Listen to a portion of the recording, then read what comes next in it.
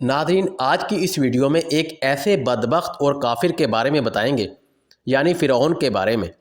فرعون کون تھا اور کس کی اولاد میں سے تھا، اور فرعون کو آخر فرعون کیوں کہا جاتا ہے، اور فرعون مصر کا بادشاہ بننے سے پہلے کون سا کام کرتا تھا، اور یہ فرعون مصر کا بادشاہ کیسے بنا۔ ناظرین، ان سب سوالاتوں کے جواب قرآن و حدیث کی روشنی میں آج کی اس ویڈیو میں ہم آپ کو بتائیں گے۔ ناظرین، اس ویڈیو کو آخر تک لازمی دیکھیے گا تاکہ آپ ناظرین کو بھی پتہ چل سکے کہ یہ کیسا گھٹیا شخص تھا۔ ناظرین، وہ فرعون جس کا ذکر قرآن پاک میں ملتا ہے، جو حضرت موسیٰ علیہ السلام کے دور میں پایا جانے والا فرعون تھا، اس کا نام ولید بن مصعب یا مصعب بن ریان تھا۔ بعض اس کا نام قابوس بھی لکھتے ہیں۔ ناظرین، فرعون کی عمر 400 سال بتائی جاتی ہے۔ حضرات گرامی، اس 400 سال کی عمر میں نہ تو یہ کبھی بیمار ہوا، اور نہ ہی کبھی اس کے سر میں درد ہوا، اور نہ ہی کبھی کوئی دشمن اس پر غالب آیا۔ اس کا چہرہ تانبے کی طرح چمکنے کی وجہ سے یہودی نصارہ اس کو قابوس کہا کرتے تھے۔ فرعون بادشاہ بننے سے پہلے محنت و مشقت اور تجارت کیا کرتا تھا۔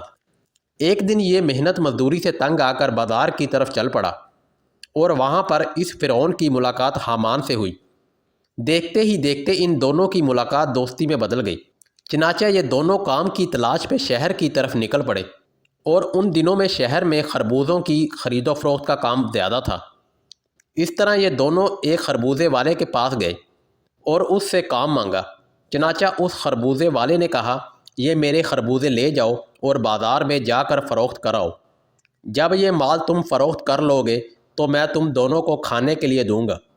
پھر فرعون نے حامان سے کہا، تم ادھر ہی رہو، میں یہ خربوزے بازار میں بیچ کر آتا ہوں۔ چنانچہ ایسا ہی ہوا۔ فرعون وہ خربوزے لے کر شہر کی طرف چلا گیا اور دکانداروں سے خربوزے خریدنے کا کہا۔ دکانداروں نے کہا، ہم خربوزے لے لیں گے لیکن ادھار پر، اور یہاں کا دستور بھی یہی ہے۔ فرعون نے کچھ دیر سوچا اور پھر وہ خربوزے ادھار پر دکانداروں کو دے دیے، اور وہ خود واپس چلا آیا اور آ کر خربوزے کے مالک سے کہنے لگا، مجھے یہ کام اچھا نہیں لگتا۔ اتنا کہہ کر فرعون وہاں سے چلا گیا۔ حضرات گرامی، اب فرعون کو کوئی اچھے کام کی تلاش تھی جس سے فرعون زیادہ پیسہ کما سکے۔ اس کے بعد فرعون بادشاہ مصر کے دربار کے اندر چلا گیا اور مصر کے بادشاہ کی خدمت میں جا کر التجا کی کہ میں بہت دور سے آیا ہوں اور میں بہت غریب ہوں، مجھے کوئی کام کی تلاش ہے اور میرے پاس کھانے پینے کے لیے بھی کچھ نہیں ہے۔ آپ سے درخواست ہے کہ مجھے اس شہر میں کوئی کام دے دیا جائے۔ چنانچہ مصر کے بادشاہ نے فرعون سے پوچھا کہ تم کون سا کام چاہتے ہو؟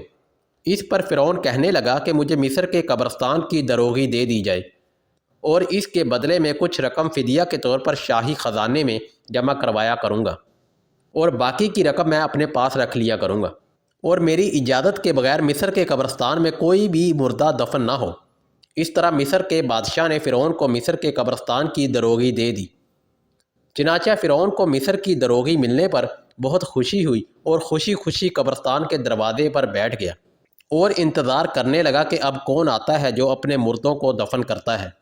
حضرات گرامی، اسی سال مصر میں ایک خوفناک وبا پھیل گئی جس کی وجہ سے مصر کے اندر بہت سارے لوگ مر گئے۔ فرعون نے جب یہ دیکھا تو اس نے ہر لاش کے بدلے میں ان کے وارثوں سے ایک ایک سونے کا درہم لینا شروع کر دیا، اور اس طرح تھوڑے ہی عرصے میں فرعون کے پاس بہت سارا مال و دولت جمع ہو گیا اور فرعون امیر ہو گیا۔ اتنا زیادہ مال و دولت آنے کے بعد فرعون نے یہ خیال کیا کہ کیوں نہ مصر کے تمام قبرستانوں کو اپنے ہاتھ میں لے لیا جائے۔ لہذا فرعون نے ایسا ہی کیا اور مصر کے بادشاہ کو کچھ پیسے دیے اور تمام مصر کے قبرستانوں کی دروغی اپنے ہاتھ میں لے لی۔ چنانچہ اس طرح فرعون قبرستان کی دروغی کے ذریعے بادشاہ مصر کے خزانے میں بہت سارا پیسہ جمع کروانے لگا، اور بادشاہ مصر فرعون کے اس کام سے بہت خوش ہوتا۔ اس طرح بادشاہ مصر فرعون کو عزت دینے لگا۔ ایک دن اچانک مصر کا وزیر مر گیا۔ چونکہ فرعون بادشاہ مصر کے بہت قریب ہو گیا تھا، لہذا مصر کے بادشاہ نے فرعون کو مصر کا وزیر بنا دیا۔ فرعون کو وزیر کا عہدہ ملتے ہی وہ بدمست ہو گیا اور اپنے دوست حامان کو بھی اپنے پاس بلا لیا۔ حضرات گرامی، فرعون اپنے دوست حامان کو کہنے لگا کہ میں چاہتا ہوں کہ میں خدائی کا دعویٰ کروں اور ساری مخلوق مجھ کو اپنا خدا مانے اور میری عبادت کرے۔ فرعون کی یہ بات سن کر حامان بہت حیران ہوا اور کہنے لگا کہ اگر تم خدائی کا دعویٰ کرنا چاہتے ہو تو سب سے پہلے بنی اسرائیل والوں کو اپنے ہاتھ میں کر لو۔ اور ان کے دل میں اپنی محبت پیدا کرو۔ حامان کی یہ بات سن کر فرعون نے حامان سے کہا کہ ایسا کرنے کے لیے آخر کیا کیا جائے، کیونکہ اس وقت تمام لوگ حضرت یوسف علیہ السلام اور حضرت یعقوب علیہ السلام کے دین پر تھے۔ اس طرح فرعون نے حامان کو کوئی تدبیر نکالنے کا کہا۔ فرعون کی یہ بات سن کر حامان کچھ وقت سوچتا رہا، اور پھر یہ تدبیر نکالی کہ بادشاہ مصر سے یہ درخواست کی جائے کہ میں چاہتا ہوں مصر کے تمام لوگوں کی ہر خواہش مفت میں پوری کی جائے، اور ان لوگوں کے تمام اخراجات میں اپنی جیب سے ادا کروں گا، اور جو چیز چاہے وہ ان کو مفت ملے گی۔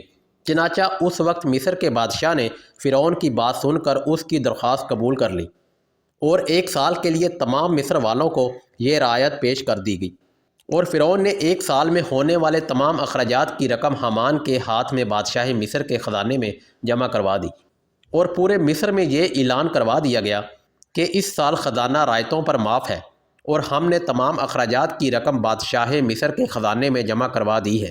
چنانچہ مصر کے لوگ یہ سن کر بہت خوش ہوئے، اور مصر کے تمام غریبوں نے فرعون کی ترقی کے لیے دعائیں کی۔ اس طرح ایک دن اچانک مصر کا بادشاہ مر گیا، اور اس مرنے والے بادشاہ کا کوئی بھی والی وارث نہ تھا جو اس کی بادشاہت کو سنبھالتا۔ بادشاہ کی تدفین کے بعد 3 دن تک عیادت ہوتی رہی، اور چوتھے دن تمام مصر کے لوگ بادشاہ مصر کے دربار میں حاضر ہوئے اور کہنے لگے کہ بادشاہ کے تخت پر کس کو بٹھایا جائے۔ چنانچہ مصر کے لوگوں نے فرعون کے بارے میں اچھا خیال کیا، کیونکہ فرعون نے مصر کے لوگوں کے لیے 3 سال کا خزانہ معاف کروایا تھا، اور ان کا 3 سال کا پیسہ فرعون نے اپنی طرف سے مصر بادشاہ کو دیا تھا۔ اس لیے مصر کے تمام لوگ فرعون کے اس عمل سے بہت زیادہ خوش تھے، اور اس طرح مصر کے لوگوں نے فرعون کو بادشاہ کے تخت پر بٹھا دیا۔ ناظرین، اس طرح فرعون مصر کا بادشاہ بن گیا۔ اس وقت مصر کے لوگوں نے یہ خیال کیا کہ فرعون ایک اچھا انسان ہے اور ہمارے لوگوں کا اچھے سے خیال رکھے گا۔ اس طرح فرعون نے اپنے دوست حامان کو مصر کا وزیر بنا دیا۔ فرعون مصر کا بادشاہ بننے کے بعد اپنے دوست حامان سے کہنے لگا کہ اب پورے مصر میں ہماری بادشاہت ہے، ہم جو چاہیں وہ کر سکتے ہیں۔ پھر فرعون نے حامان سے کہا، کوئی ایسی تدبیر نکالو جس سے مصر کے لوگ مجھے خدا ماننے لگ جائیں اور میری عبادت کرنے لگیں۔ اس وقت حامان نے فرعون کو یہ مشورہ دیا کہ پہلے مصر میں یہ حکم جاری کیا جائے کہ مصر کے اندر جتنے بھی عالم ہیں اور دین کی تدریس کر رہے ہیں وہ سب کے سب دین کی تدریس کو ختم کر دے، اور لوگوں کے درمیان اسلام کی تدریس کا یہ سلسلہ روک دیا جائے، تاکہ تمام لوگ آہستہ آہستہ دین سے دور ہو جائیں، تاکہ آنے والی نسل جاہل اور دین سے بے خبر پیدا ہو۔ ناظرین، اس طرح فرعون نے حامان کی بات سن کر یہ حکم جاری کر دیا، اور مصر کے اندر دین کا درس تدریس کا سلسلہ ختم کر دیا گیا، اور فرعون نے یہ حکم جاری کر دیا کہ اگر کوئی بھی دین کی تدریس کرتا ہوا پایا تو اسے قتل کر دیا جائے گا۔ اس طرح مصر کے لوگوں نے بادشاہ کے قتل کرنے کے حکم سے ڈر کر دین کا کام روک دیا، اور مصر کے لوگوں نے بالکل لکھنا پڑھنا چھوڑ دیا۔ چنانچہ اس طرح دین کا کام ختم ہونے کے بعد وقت گزرتا گیا، اور وقت کے ساتھ ساتھ تمام لوگ جہالت میں پڑ گئے، اور علم سے دور ہونے کے ساتھ ساتھ اپنے رب اللہ عز و جل کو بالکل ہی بھول گئے، اور اس طرح مصر کے لوگوں نے بت پرستی شروع کر دی۔ بت پرستی کا یہ سلسلہ 20 سال تک جاری رہا، اور پھر مصر میں فرعون نے یہ اعلان کروایا جس کا ذکر قرآن پاک میں یوں ملتا ہے، جس طرح کہ اللہ تعالیٰ قرآن پاک میں ارشاد فرماتا ہے، اور پس لوگوں کو جمع کیا اور لوگوں سے کہا کہ میں ہوں رب تمہارا سب سے بڑا اور بلند۔ حضرات گرامی، اس طرح کئی سالوں تک لوگ بتوں کی پوجا کرتے رہے۔ جب لوگ مکمل بت پرست بن گئے، پھر اس وقت فرعون نے یہ حکم جاری کر دیا کہ اپنے گھروں میں موجود تمام بتوں کو توڑ کر مجھے خدا مانو اور میری پوجا کی جائے۔ ناظرین، فرعون کا یہ حکم ملتے ہی تمام لوگوں نے ایسا ہی کیا، انہوں نے بتوں کو توڑ دیا اور فرعون کی پرستی شروع کر دی، اور اس طرح قبطی قوم کے لوگ فرعون کو خدا ماننے لگے۔ لیکن قبطی قوم کے علاوہ دوسرا کوئی بھی فرعون کو خدا نہیں مانتا تھا۔ قبطی قوم ایک واحد ایسی قوم تھی جو فرعون کی پوجا کرتی تھی، باقی تمام لوگ اللہ عز و جل کی وحدانیت پر یقین رکھتے تھے اور اللہ عز و جل کو اپنا خدا مانتے تھے۔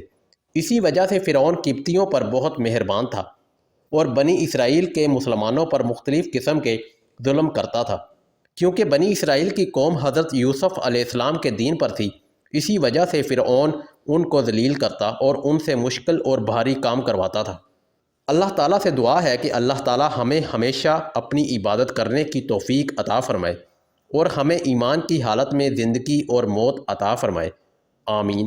ناظرین، یہ تھی آج کی ویڈیو۔ مزید ایسی ویڈیو دیکھنے کے لیے ہمارے چینل کو سبسکرائب کر لیں اور بیل آئیکن کو بھی دبا دیجئے۔ ناظرین، ملتے ہیں ایک نئی ویڈیو کے ساتھ، ایک نئے ٹاپک کے ساتھ، تب تک کے لیے دیجئے اجازت۔ اللہ حافظ۔